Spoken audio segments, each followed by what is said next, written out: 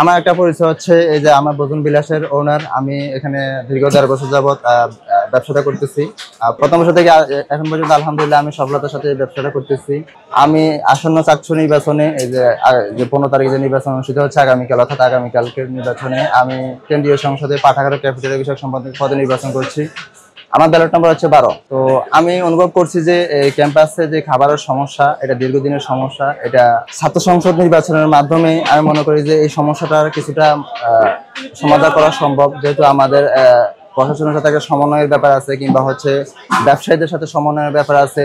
উভয় পক্ষকে সমন্বয় করে আমাদের কিভাবে চট্টগ্রাম বিশ্ববিদ্যালয়ে যে ক্যান্টিন খাবার দোকানগুলো কিভাবে উন্নত করা যায়, আরো ইমপ্রুভ করা যায়, সেই জায়গা থেকে আমাদের তো এখানে একটা অভিজ্ঞতা আছে। আমি ওই অভিজ্ঞতা কাজে লাগানোর জন্য আমি এই পদটাতে মূলত নির্বাচন করছি।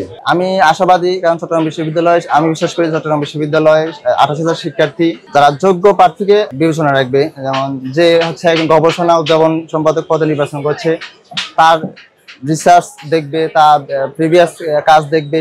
যেমন যে যোগাযোগ আবাসনে নির্বাচন করছে, তার এই সেক্টর অভিজ্ঞতা দেখবে, কিংবা সে কাজ করতে পারে কিনা। তো ওই জায়গা থেকে আমি যেহেতু ক্যাপিটাল নিয়ে কাজ করতেছি, দীর্ঘ 1.5 বছর যাবত এখানে করতেছি আলহামদুলিল্লাহ সফলতার সাথে। তো আমি নিজেকে এখানে ক্যাপেবল মনে করি। যদি চট্টগ্রাম বিশ্ববিদ্যালয়ের শিক্ষার্থীরা আমাকে যদি যোগ্যতা বিবেচনা রাখে, কিংবা আমার হচ্ছে অভিজ্ঞতাকে কাজে বিবেচনা রাখে, তো আমি শতভাগ আশাবাদী আলহামদুলিল্লাহ যদি চট্টগ্রাম বিশ্ববিদ্যালয়ের শিক্ষার্থীরা যোগ্য প্রার্থীকে নির্বাচিত করবে। এখন পর্যন্ত আলহামদুলিল্লাহ আমরা দেখতেছি সবকিছু ঠিকঠাক আছে, কারণ আমাদের ক্যাম্পাসে কোনো ধরনের অপ্রীতিকর ঘটনা এখন পর্যন্ত আমরা দেখি নাই। এখন আগামীকাল এর ব্যাপারে আমরা আশা রাখতেছি যে ইনশাল্লাহ চট্টগ্রাম বিশ্ববিদ্যালয়ের শিক্ষার্থীরা শান্তিপূর্ণভাবে এই নির্বাচনে সহযোগিতা করবে। এবং তারা, আমার একটা রিকোয়েস্ট থাকবে যাতে সবাই এখানে ভোট দিতে আসে, যেহেতু এখানে চট্টগ্রাম বিশ্ববিদ্যালয়ের শিক্ষার্থীরা ম্যাক্সিমাম পোলাপান শহরে থাকে। তো এখানে একটা যাতায়াতের সমস্যা আছে।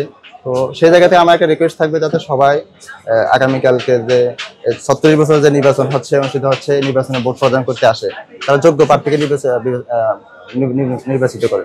দেখেন, আমি যে সেক্টরটাতে প্রার্থিতা করছি, এটা হচ্ছে পাঠাগার ও ক্যাফেটেরিয়া সম্পাদক পদ। এখানে আমাদের অনেক ল্যাকিংস আছে। যেমন আমাদের যদি বলি, সেমিনার লাইব্রেরিতে শুরু করে সেন্ট্রাল লাইব্রেরিতে আমাদের অনেক ল্যাকিংস আছে। যেমন আমাদের এখানে পর্যাপ্ত রিসোর্সের অভাব আছে। তারপরে সিলেবাসের রেফারেন্সের বই পাওয়া যায় না এখানে। তারপরে এখানে আমাদের ম্যানেজমেন্টের লাইব্রেরি অনেক সমস্যা আছে। আমাদের শিক্ষার্থীরা ব্যাগ নিয়ে তাদের পছন্দের বই নিয়ে ঢুকতে পারে না। তারপর চাইলেও তারা যে কোনো বই পায় না। যেমন আমি আমার সিলেবাসের বইগুলো যদি চাই, পাই না। তাও এখানে অনেক প্রসেসিং আছে। তো আমি চাচ্ছি যে আমি নির্বাচিত হলে এই প্রসেসিং গুলাতে সহজলভ্য করার জন্য, যাতে শিক্ষার্থীরা কোনো যাতে হয়রানির শিকার না হয়, পাঠাগারে যাতে আগ্রহের সাথে আসে। আর সেকেন্ড যে মেন সমস্যা, খাবারের সমস্যা কিন্তু এখানে দীর্ঘদিন যাবত, এখানে একদিনের সমস্যা না। তো এখানে যে ল্যাকিংস গুলো আছে, অ্যাটলিস্ট আমি আমার জায়গা থেকে কিছুটা উপলব্ধি করতে পারছি, যেহেতু আমি এখানে বিজনেস করতেছি। তো আমি বিশ্বাস করি আমি যদি নির্বাচিত হই কিংবা না হই, আমার যতটুকু সম্ভব আমার পক্ষ থেকে আমি যতটুকু করার চেষ্টা করবো। বুদ্ধি হোক, পরামর্শ হোক, কিংবা যেভাবে হোক আমি সহযোগিতা করবো। আর আমরা অতীতেও কাজ করে আসতেছি। যেমন ভয়েস অফ স্টুডেন্টস নামে আমাদের একটা ওয়েলফেয়ার আছে, এই যে চট্টগ্রাম বিশ্ববিদ্যালয়ের শিক্ষার্থীরা জানে চিনে।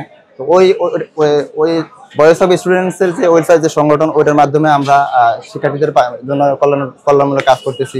শাটলের শিডিউল হইতে শুরু করে, বাসের ভাড়া হইতে শুরু করে, জরুরি হেল্পলাইন সহ মোটামুটি আমরা কাজ করে আসতেছি। তো আমি আশাবাদী, আমি নির্বাচিত হইলে আমার যদি সুযোগ করে দেয়, আমি এই ল্যাকিংস গুলাতে ইনশাল্লাহ ফোকাস দিব।